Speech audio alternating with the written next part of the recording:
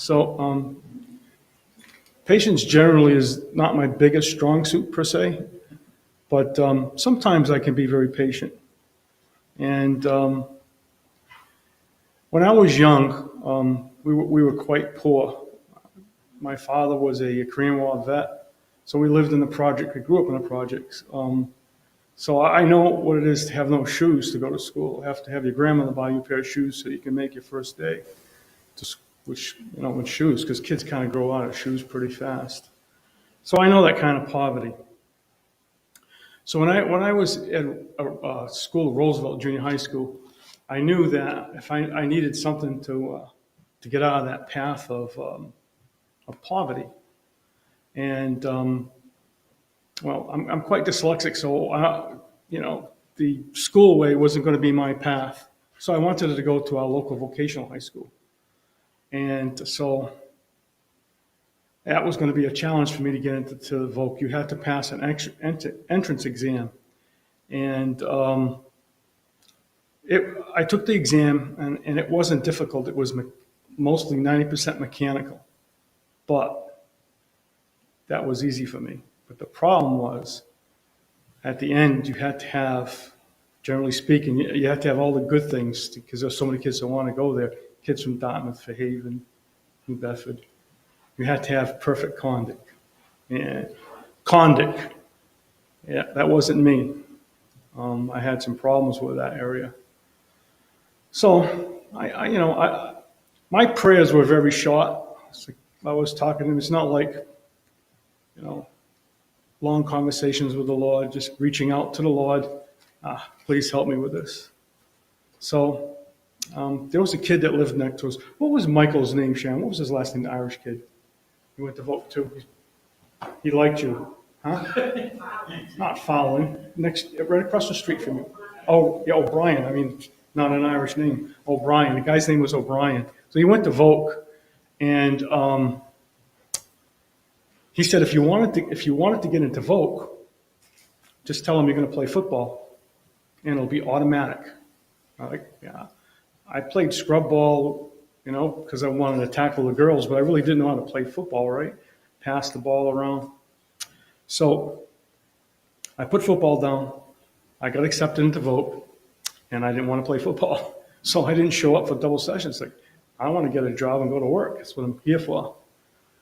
Well, I got called down to the office the first day, and I was told in no uncertain terms that if I didn't play football, it'll be really hard for me, and you'd be lucky if you make it the first month here. Yeah, it was very, very high. Football was a big thing at that school. So anyways, that's really not the story. The story is how the Lord kind of moves you in the strangest ways. How that all came about. Talking to the guy that liked the girl that I liked to get me into Voc is kind of a weird thing. Anyhow, I get into Voc. I played pretty good. And my knees get pretty much damaged in my third year of playing. As a matter of fact, that's the reason why I have 2 knee replacements, actually, from a football injury, and 4 other operations because of it. But here's the thing.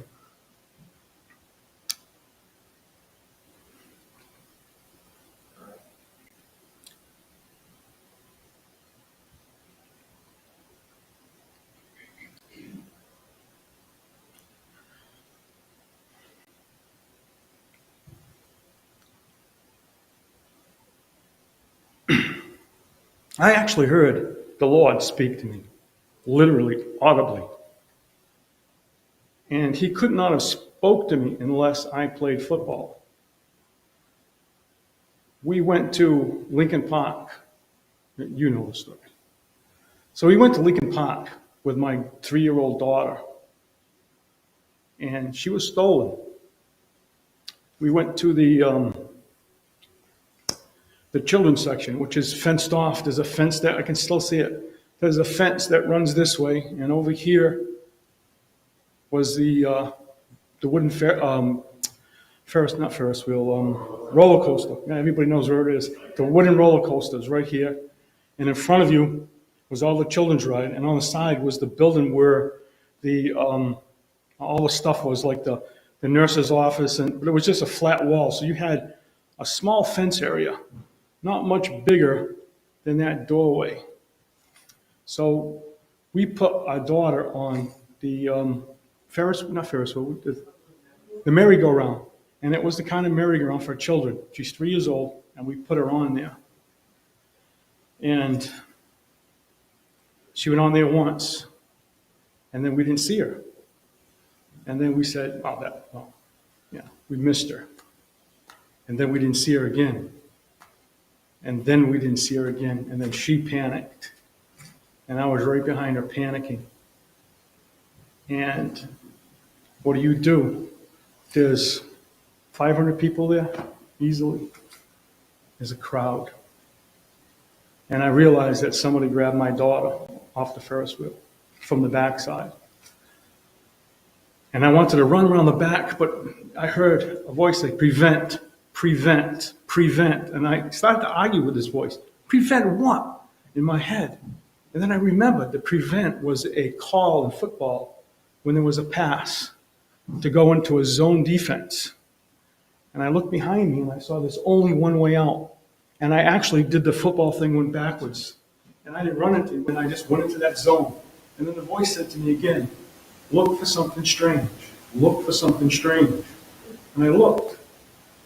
What's strange? And I see a woman like this against the wall. People don't walk like this. But I can't see my child. All I see is this woman walking against the wall like this. She's still far from me. I figured I was farther than that corner, and she was farther than down there when I picked her up. And I wanted to run that way. But in football, you can't give up your zone. And then I saw my daughter, and I said to Sharon, Sharon, there she is. Go to her. The whole time I kept, in football, we have this thing of what do they used to call that? Oh, I forget the name of it. Angle of pursuit. I was a lineman, but I was probably the second fastest guy on the team. I was fat, and I used to be able to beat kids that were skinny, and they were the back guys, and I could beat them. I was 2 seconds slower than the fastest guy on the team, and I had her, and I was locked on. If I had my knees, there's nobody in this room could outrun me on an angle of pursuit because there's a technique to that. You just pick out a point where you have to know your own speed, your ability, and how fast they're running instantly, and you know you've got them. And that's how football players tackle other guys, especially the lineman. You learn how to do that. And I had that woman locked. There was no way that she could get out, only if I kept my position. And then our eyes met, hers and mine. And then I told Sharon, there she is, go to her. She hesitated for a minute. I said, I can't leave this spot. And she went. And when she got to her, then as soon as my wife got to my daughter, I was able to leave my position, and I ran over to her. And as soon as God forgive me, as soon as I grabbed my daughter, the second thing I was going to do was knock this woman out with everything I had. And I looked down, and I just closed the fist, and I looked up, and she was gone. She just melted into the crowd, and when I looked, I couldn't pick her up again. And I literally heard the Lord's voice say those things. The point being is, I needed to have patience at that point to listen to the Lord, because I didn't want to listen to the Lord. I wanted to panic.